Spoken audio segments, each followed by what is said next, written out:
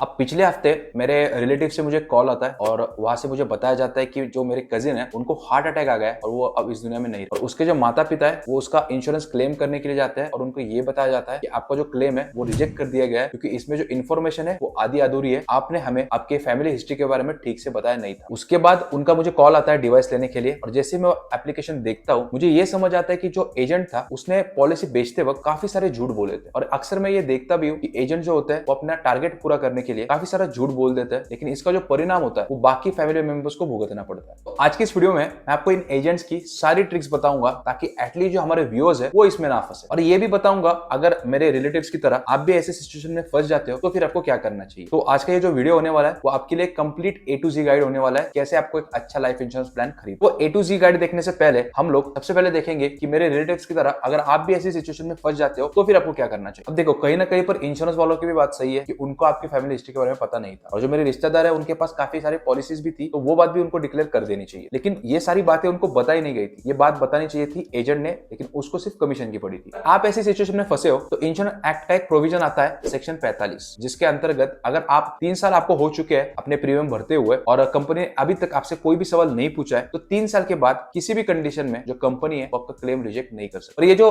Section 45 है ये इतना सीधा नहीं है, इसमें कई सारी बारीकी है, तो चलिए वो भी देख लेते हैं। इसमें अगर इंश्योरेंस कंपनी वालों ने ये बता दिया कि कस्टमर ने मटेरियल इन्फॉर्मेशन जैसे कि फैमिली हिस्ट्री वगैरह पॉलिसी लेते वक्त जानबूझ के छुपाई थी, तो फिर वो आपका क्लेम रिजेक्ट कर सकते हैं। लेकिन कंपनी वालों को ये साबित करना पड़ेगा कि आपने जो इन्फॉर्मेशन छुपाई थी वो जानबूझ के छुपाई। अब क्योंकि हमारे केस में ऐसा बिल्कुल नहीं था तो हमने सीधा लीगल एक्शन ले लिया, और जो केस के अपडेट्स है वो आगे आने वाले वीडियोस में मैं आपको देता रहूंगा, लेकिन उसके लिए आपको चैनल को सब्सक्राइब करके रखना पड़ेगा। अब ये सब देखने के बाद ना मुझे एक बात पता लग गई कि काफी सारे ऐसे लोग होंगे जो इन एजेंट्स के चक्कर में फंसते होंगे। तो ये एजेंट्स क्या क्या ट्रिक इस्तेमाल करते हैं और आप कैसे बच सकते हो, चलिए देखते हैं। जैसे ही आप लाइफ इंश्योरेंस लेने के बारे में सोचते हो, आपको इंश्योरेंस एजेंट्स के फोन आने शुरू हो जाएंगे और वो आपको अलग अलग तरीके के लाइफ इंश्योरेंस के बारे में बताना शुरू कर देंगे। लगभग 99% लोगों को पता ही नहीं है कि जो लाइफ इंश्योरेंस होते हैं वो 9 अलग प्रकार के होते हैं। इसमें हर एक कैटेगरी में जो एजेंट्स का कमीशन होता है वो अलग अलग होता है। जैसे कि मनी बैक्स और यूनिट लिंक इंश्योरेंस में जो कमीशन रहता है वो ज्यादा रहता है, और जो टर्म इंश्योरेंस होते हैं उनमें इनका जो कमीशन होता है वो कम रहता है। जाहिर सी बात है, जिनमें उनका कमीशन ज्यादा होगा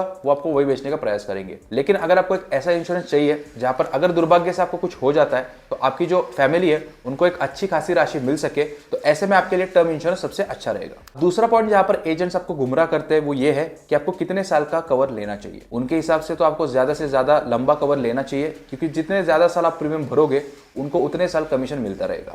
मेरे हिसाब से आपको 65 से 70 साल की उम्र तक ही टर्म इंश्योरेंस लेना चाहिए, क्योंकि तब तक आपके बच्चे भी बड़े हो चुके होंगे और वो भी कमाना शुरू कर चुके होंगे, और मैं आशा करता हूं कि तब तक आपने एक रिटायरमेंट कॉर्पस भी इकट्ठा कर लिया होगा। तो मेरे हिसाब से 65 से 70 साल की उम्र तक ठीक है, क्योंकि उससे आगे आपके टर्म इंश्योरेंस की उतनी वैल्यू भी नहीं रहेगी। अगला पॉइंट आता है कि जब भी आप लाइफ इंश्योरेंस लो तो आपको सारी बातें खुल के बतानी है। चाहे आप धूम्रपान करते हो नहीं करते हो, शराब पीते हो नहीं पीते हो, सारी बातें आपको खुल के बतानी है। किसी भी तरीके की अगर आप दवाई ले रहे हो तो वो भी आपको बता देना है। अब काफी सारे एजेंट से अगर आप पूछोगे तो वो कहेंगे कि इतना कुछ बताने की जरूरत नहीं है, क्योंकि इससे आपकी पॉलिसी रिजेक्ट हो जाएगी और उनको कमीशन नहीं मिलेगा। लेकिन बाद में कटवाने से अच्छा है कि पहले ही सारा कुछ बता दो। अगला पॉइंट जहां पर ये एजेंट्स आपको गुमराह कर सकते हैं वो ये है कि आपको वो अच्छी खासी कंपनी का इंश्योरेंस नहीं देंगे। ऐसा इसलिए क्योंकि ये जो एजेंट्स होते हैं वो कई सारी कंपनियों के साथ जुड़े होते हैं, तो वो उसी कंपनी का इंश्योरेंस बेचेंगे जहां पर उनको ज्यादा से ज्यादा कमीशन मिल रहा है। लेकिन आपको ये गलती बिल्कुल नहीं करनी है। आपको उसी कंपनी का इंश्योरेंस लेना है जिसका क्लेम सेटलमेंट रेशियो अच्छा हो, कम समय में वो क्लेम सेटल करती हो,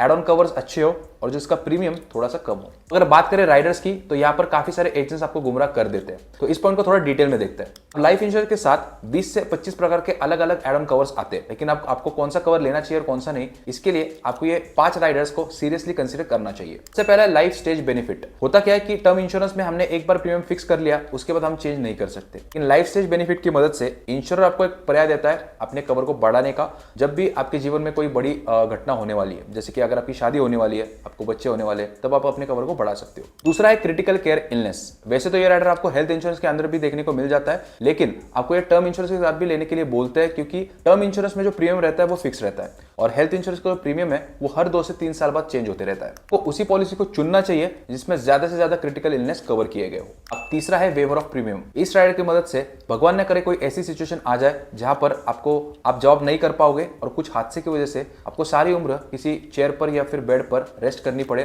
तो ऐसे में आपके सारे जो फ्यूचर के प्रीमियम्स होंगे उनको हटवा दिया जाएगा और आपकी जो पॉलिसी है वो वैसे ही चलती रहेगी। इन सब के अलावा एक एक्सीडेंटल डेथ कवर तो आपको ले ही लेना चाहिए। तो अगर इन सब पॉइंट्स को आप मिलाओगे तो एक अच्छी खासी सुरक्षित लाइफ इंश्योरेंस पॉलिसी आप चुन पाओगे अपने खुद के लिए। अगर आप इन सब स्टेप्स को फॉलो करोगे तो आप खुद के लिए एक अच्छी लाइफ इंश्योरेंस पॉलिसी ले पाओगे। लेकिन अगर आपके पास इतना रिसर्च करने का टाइम नहीं है तो आप एक काम कर सकते हो, आप हमारी ये वाली वीडियो देख सकते हो जिसमें हमने सारी अच्छी इंश्योरेंस कंपनी के नाम बताए और उनकी कौन कौन सी अच्छी पॉलिसीज है वो भी सजेस्ट करिए। अगर इस वीडियो से जुड़ा हुआ कोई भी आपके मन में कोई भी सवाल है तो मुझे कॉमेंट्स में जरूर बताना, मैं उसका आंसर जरूर दूंगा।